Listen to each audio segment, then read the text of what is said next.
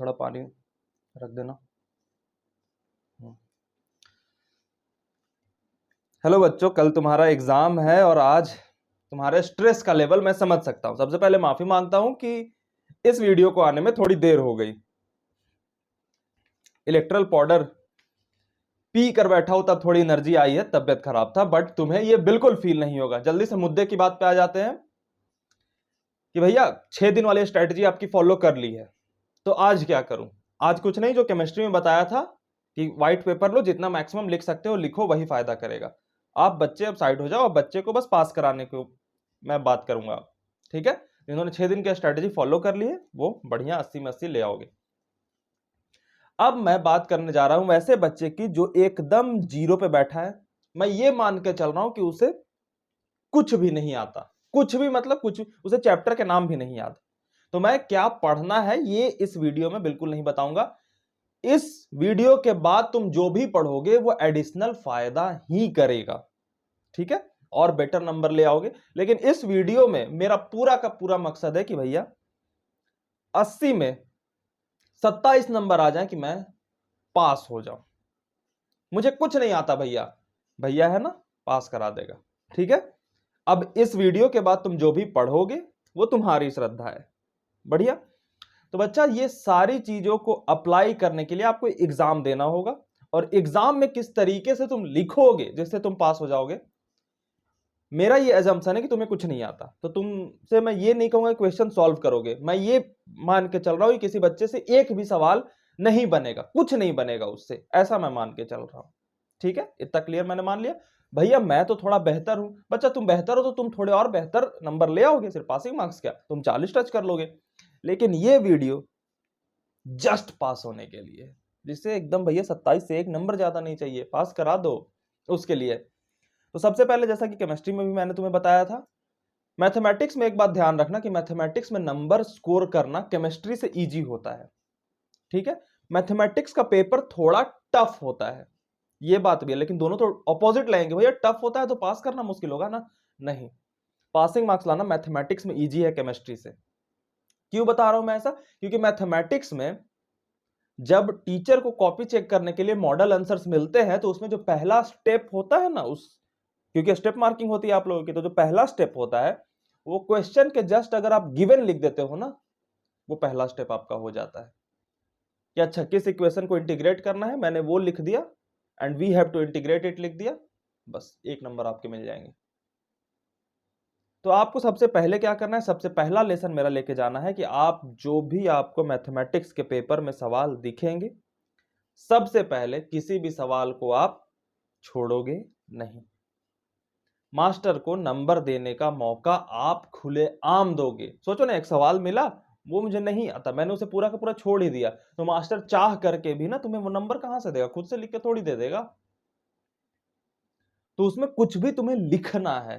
तो सबसे पहला पॉइंट है आपका कि एक भी question, don't leave any question unattempted. अब भैया अटेम्प्ट करूंगा तो कुछ भी लिख दूंगा, नहीं, कुछ भी नहीं लिखोगे, मैं बताता हूं कैसे लिखना है। मान लो ये क्वेश्चन तुमने पढ़ा, ठीक है, कुछ नहीं समझ में आ रहा, कुछ भी नहीं आ रहा, आईटीएफ का क्वेश्चन है, इनवर्स ट्रिग्नोमेट्री का, कुछ नहीं समझ आ रहा। मान लो सिंपल से ऐसे साइन इनवर्स x बराबर 5 ऐसे लिख दिया मैंने, एग्जांपल दे रहा हूं। तो इससे अगला स्टेप कैसे बनाओगे, तो इससे अगला स्टेप ऐसे लिख देना, बस x बराबर साइन 5। कुछ नहीं आया, ये लिखा ना हमने, ये भी नहीं आता हमें, तो हम लिख देंगे बस यही वाला सेम टू सेम क्वेश्चन उतार देंगे, लिख देंगे this is the case of inverse trigonometric function, English लिख दिया ये हमने। इससे भी निहायती नीचे गिरोगे, इससे भी कम कुछ आएगा। इंटीग्रेशन का सवाल आया, हमने इंटीग्रेशन को एज इट इज नीचे उतार दिया, शुरुआत के व्हाट को हटा के, लास्ट वाले क्वेश्चन मार्क को हटा के, उसको बस लिख दिया हमने नीचे। अब एक दो फॉर्मूले कुछ भी याद आ रहे हैं तो हम वो फॉर्मूला लिख देंगे, नहीं आता फॉर्मूला तो जैसे तुम्हें मैं बताता हूं, तो ध्यान देना मेरी बात पे। देखो मान लो कि तुम्हें इंटीग्रेट करने को लिख दिया, साइन स्क्वायर एक्स लिखा है, एग्जाम्पल दे देता हूं, ठीक है। कुछ भी निहायती नहीं आ रहा हमें सर, तो हम क्या करेंगे, खुद के हाथों से थोड़े बहुत मैनिपुलेशन लगाएंगे। कैसे लगाएंगे, कुछ नहीं करेंगे, ऐसे करेंगे, साइन स्क्वायर एक्स, कुछ नहीं समझ में आ रहा, क्या करें, ऊपर में 2/2 से गुना कर दिया, कुछ चेंज हुआ नहीं, लेकिन एक स्टेप फ्री का बढ़ गया। इससे भी सुंदर नहीं आ रहा तो 2/2 से गुना करने के बजाय कॉस स्क्वायर एक्स बटा कॉस स्क्वायर एक्स से गुना कर दिया, और sine upon cos square x tan square x हो गया।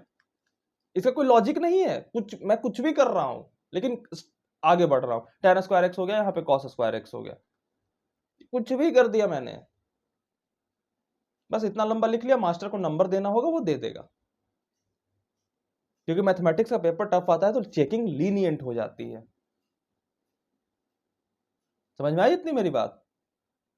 तो तुम्हें सबसे पहले तो क्वेश्चन कोई भी अनअटेम्प्टेड नहीं छोड़ने, अटेम्प्ट सबको करना है। अगर आती हैं चीजें एक दो तो देख लेना, नहीं आती तो ऐसे भरना। एक मैं सजेशन करूंगा कि जब भी वीडियो देख रहे हो, एक एलपीपी का एक छोटा सा वन शॉट देख लो, ये 5 नंबर आपके फिक्स करा देंगे, और ये बड़े आसान होते हैं, तुरंत बन जाते हैं, 1 घंटे के वीडियो में क्लियर हो जाते हैं, मस्त मजा आता है। तो 5 नंबर तो यहां से सिक्योर कर लोगे, ये गारंटी देता हूं। ये भी नहीं कर पाए, मैं तो ये मान के चल रहा हूं कि बच्चा 1 घंटा पढ़ेगा, उसको याद ही नहीं रहेगा कल, तो फिर ये वाला मेथड आपको फॉलो करना है।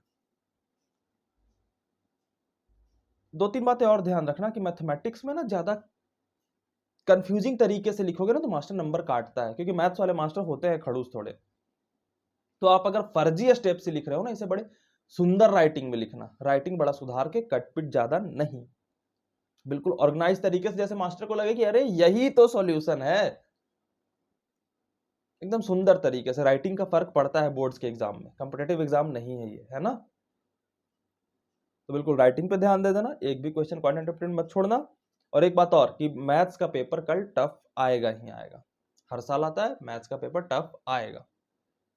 तो पेपर के दौरान पैनिक मत हो जाना कि अरे नहीं इतना तो मैंने एक्सपेक्ट नहीं करा, तो मैं पहले से तुम्हें बता के भेज रहा हूं ना, केमिस्ट्री में बताकर भेजा था ना कि इजी ही आएगा, आया।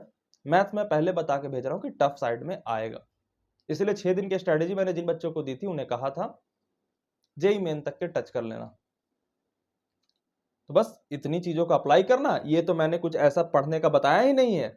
आज तुम जो भी पढ़ सकते हो वो पढ़ोगे तो इससे ज्यादा ही करोगे। 27 से मान लो 40 नंबर पे चले गए, 50 नंबर पे चले गए, वो ज्यादा ही करोगे। कोशिश करना कि फॉर्मूले सारे एक बार रिवाइज कर लो, फॉर्मूले पेपर पे लिख लो, क्योंकि फॉर्मूला का एक फर्स्ट स्टेप मार्किंग जरूर होता है। फॉर्मूले देख लेना, उस चैप्टर के जितने फॉर्मूले याद कर सको करना, घबराना नहीं, अच्छा होगा। बोर्ड्स की एक बड़ी खास बात होती है मैथमेटिक्स की कि हम जितना सोच के जाते हैं उससे ज्यादा नंबर आते हैं, ये हर बार का देखा है। और मैथ्स में सबसे ज्यादा पैनिक होता है, होना बिल्कुल नहीं, सब बढ़िया जाएगा, ठीक है। तो तुम्हारा भाई आज ज्यादा बोल नहीं पाएगा, बस इसके लिए आया था, ठीक है। अपन जाते हैं, दवाई वाई खाते हैं, उसके बाद कल पेपर दे के आओ। अंग्रेजी आपकी बचानी है, इंग्लिश, उसे मैं बचा दूंगा, 2 दिन का गैप है, मैं बचा लूंगा। 4 में तो 90 ले आए थे यार मैंने, ठीक है। बाय बाय, मुस्कुराते हुए जाना, मेरा आशीर्वाद तुम्हारे साथ है।